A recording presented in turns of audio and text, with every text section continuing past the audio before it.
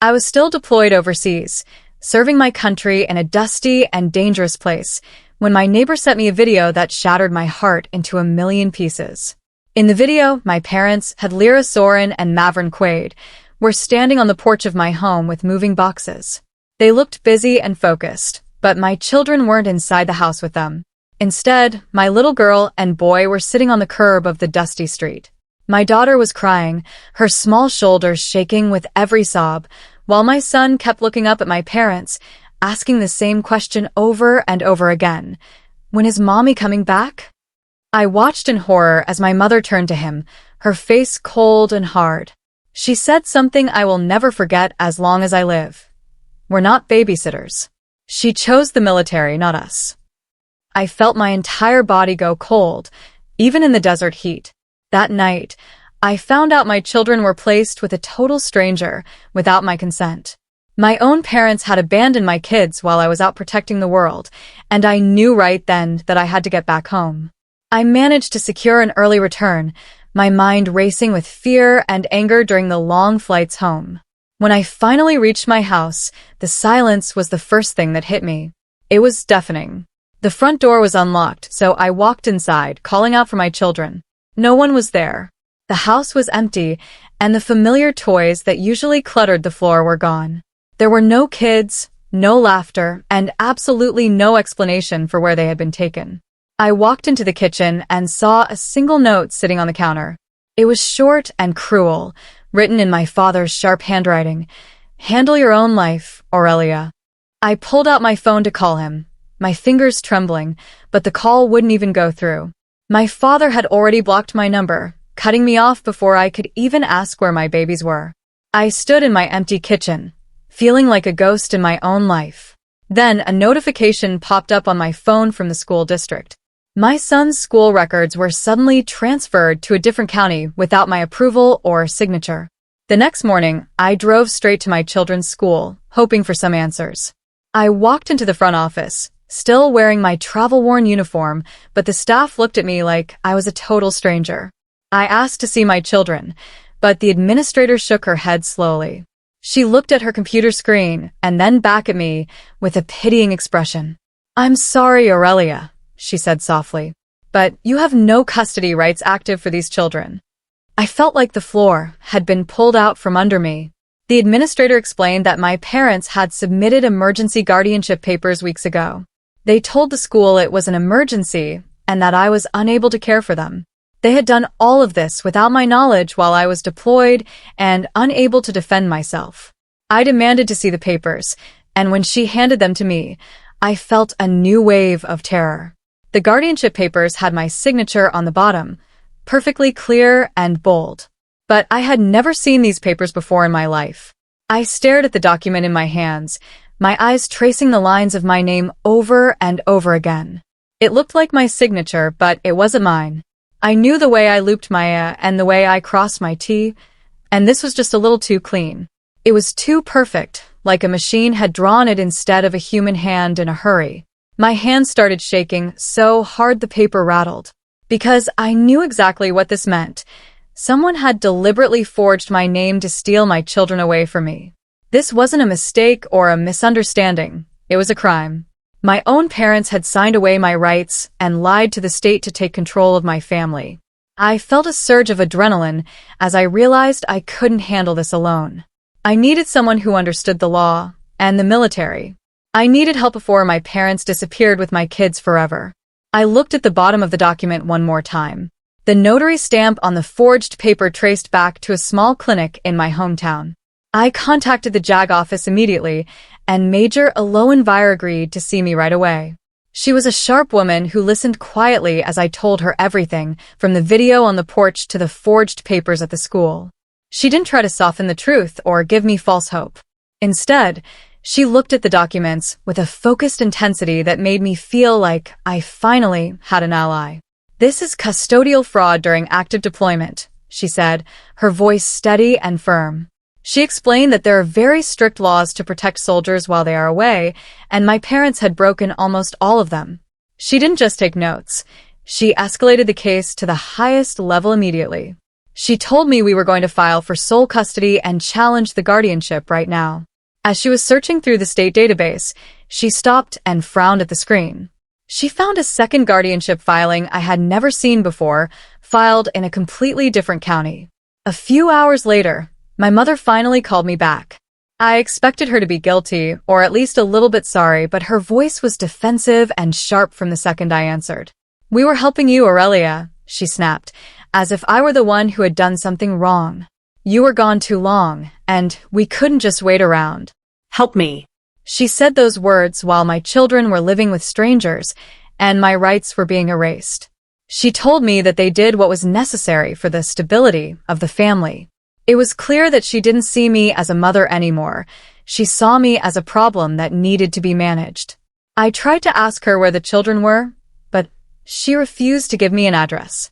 She admitted they didn't want me to bring instability back into the home after being overseas for so long. She acted like I was dangerous just because I was a soldier.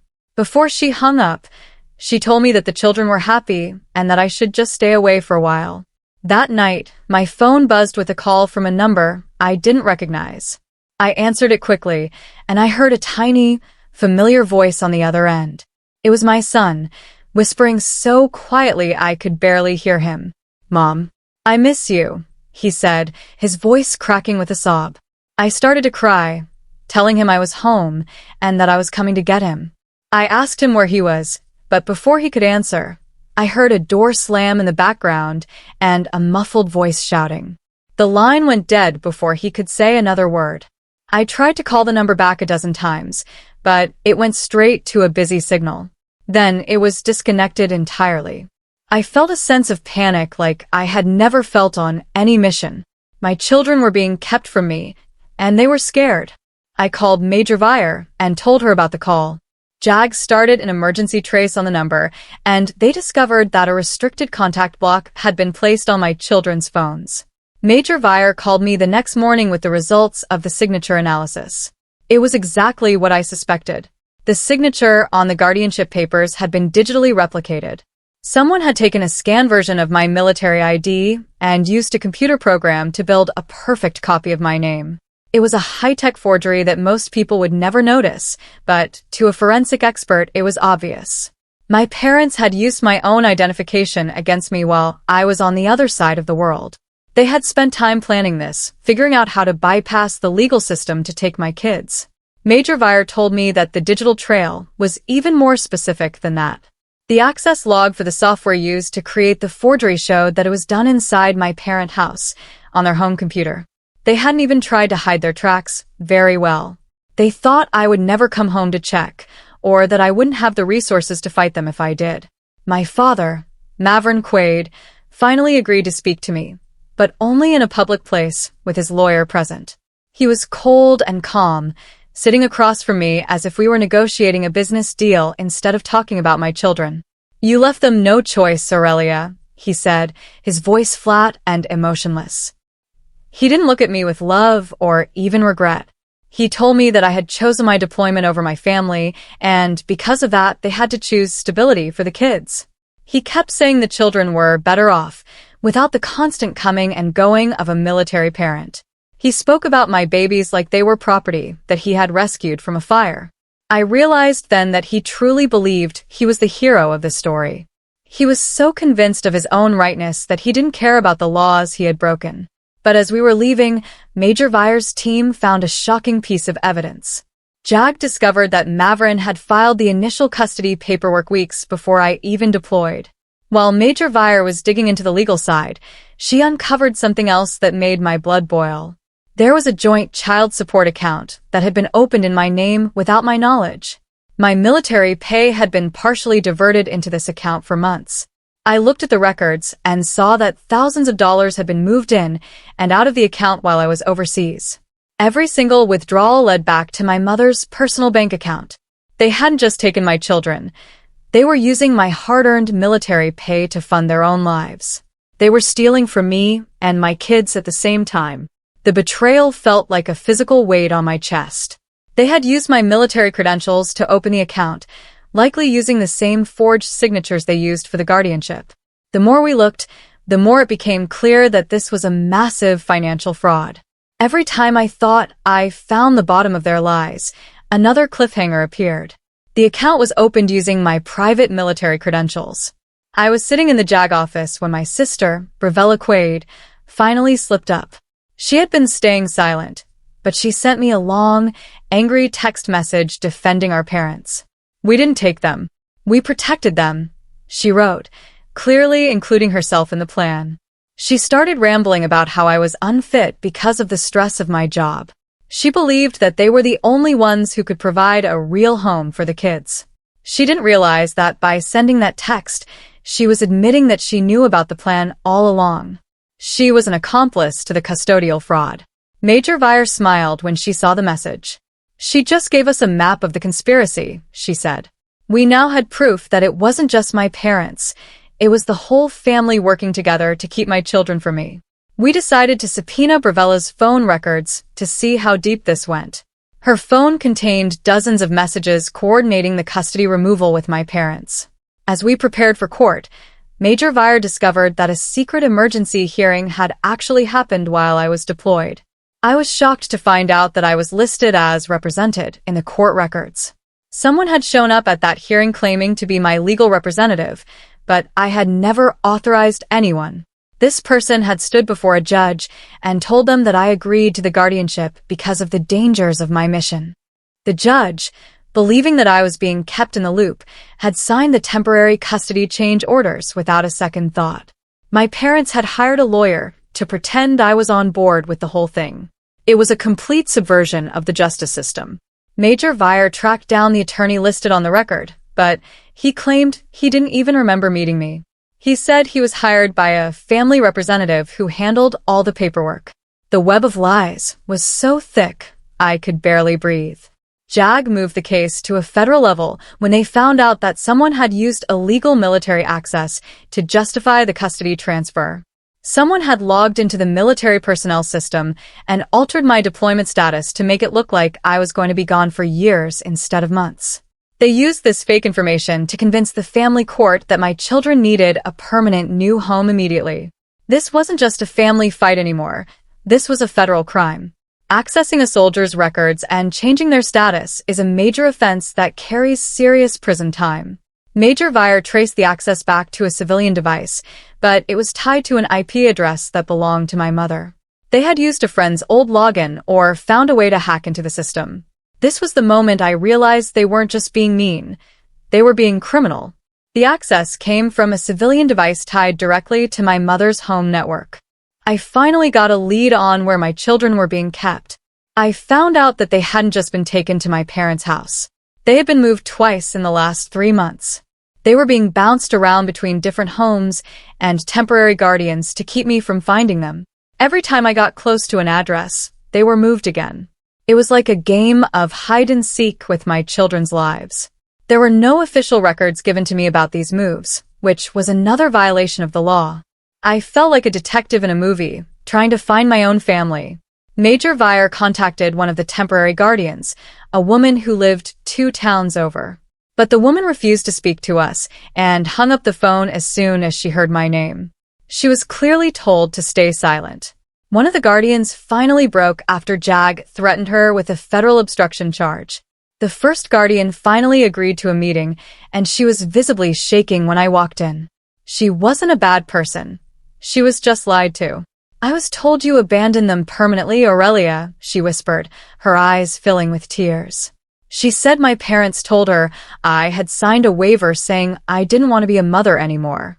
They had painted me as a cold-hearted person who chose a career over her own flesh and blood. To prove it, she showed me the instructions she had received from my father. They included a folder of documents designed to make it look like I was never coming back. Among the papers was a forged military death notice. My father had actually created a fake document stating that I was dead or missing in action just to keep the children from asking for me. I felt a wave of nausea, so strong I had to lean against the wall. My own father had killed me on paper to steal my kids. JAG showed me the actual death file that had been used in the secret court hearings. It was a disturbing document that marked me as non-recoverable during deployment. It looked incredibly official, with the right seals and signatures. It was designed to make any judge believe that I was a ghost and that the children were effectively orphans. This was the ultimate betrayal. They didn't just want my house or my money. They wanted to erase my very existence from my children's memories. They wanted them to grow up believing their mother was a hero who died, rather than a mother who was fighting to get home to them. Major Vire pointed out a small detail at the bottom of the file. It had been signed by someone inside a family court office who had a personal connection to my father. The person who signed it was a childhood friend of Mavrin Quaid. The conspiracy was deeper than we ever imagined. My mother tried to justify everything during a deposition. She sat there with a tissue in her hand, acting like she was the one who had suffered. "We were scared you wouldn't come back the same, Aurelia," she said, her voice trembling. "We've seen what the military does to people. We wanted to protect the children from that." That was when I finally realized that this wasn't about love at all. It was fear disguised as control. They were so afraid of who I might become that they decided to destroy who I was.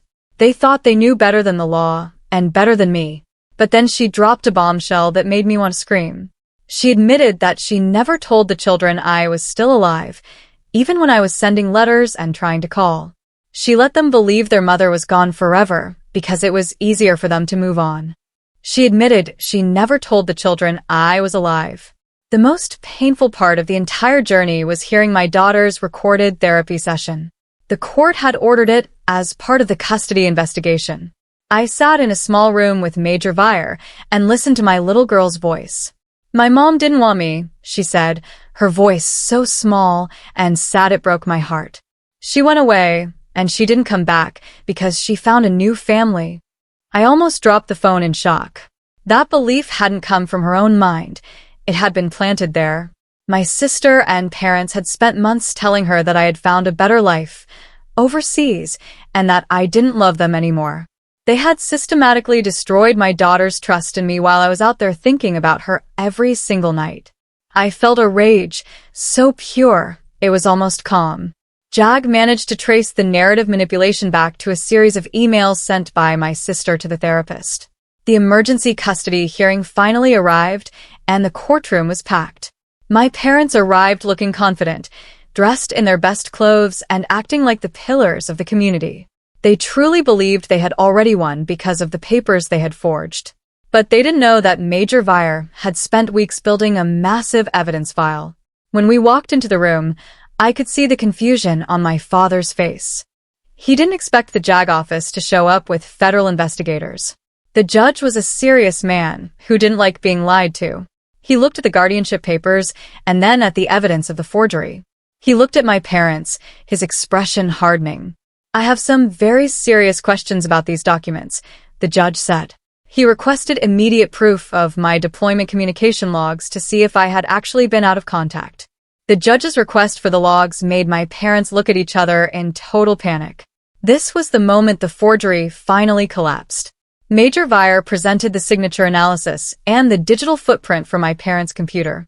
She showed the court that the signatures were fabricated and that the death notice was a complete lie.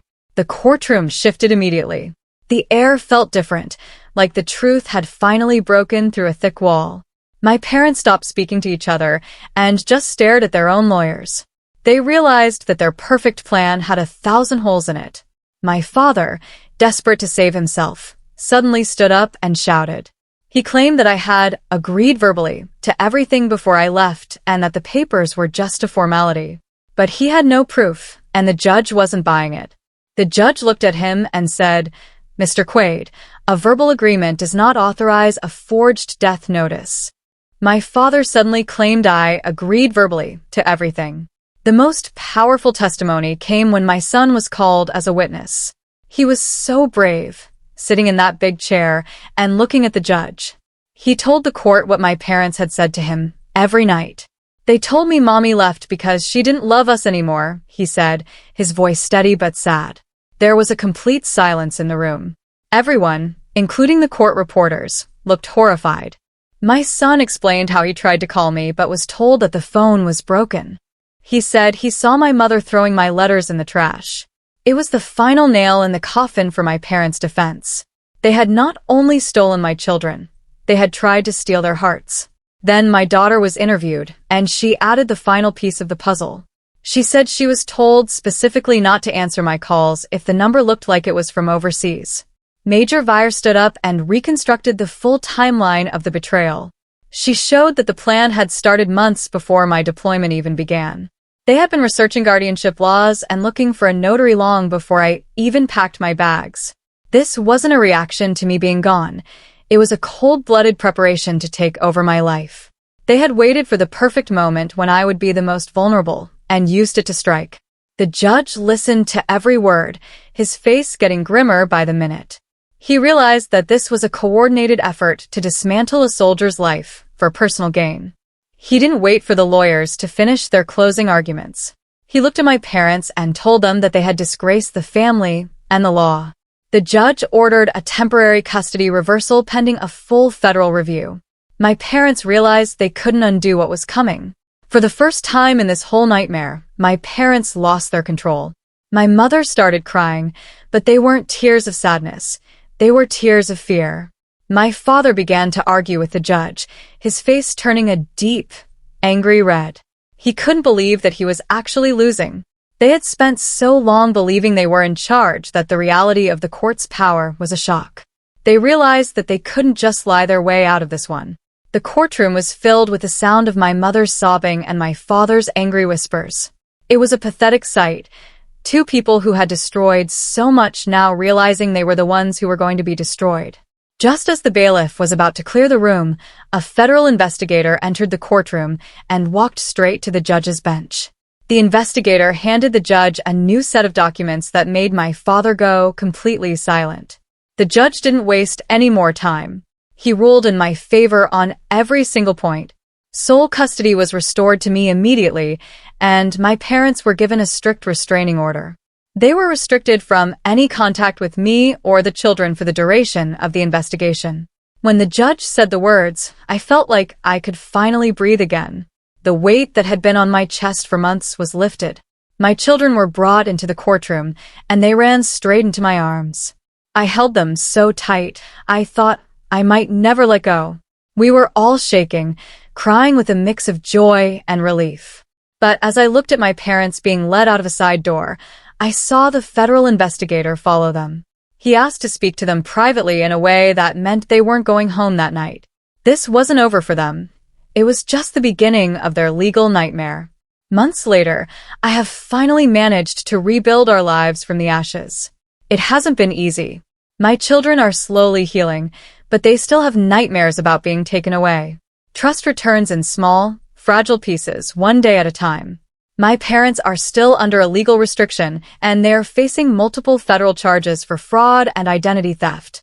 I have a new security system on my house and a legal team that I check in with every week. I learned something very painful but very clear through all of this. My parents didn't just abandon my children.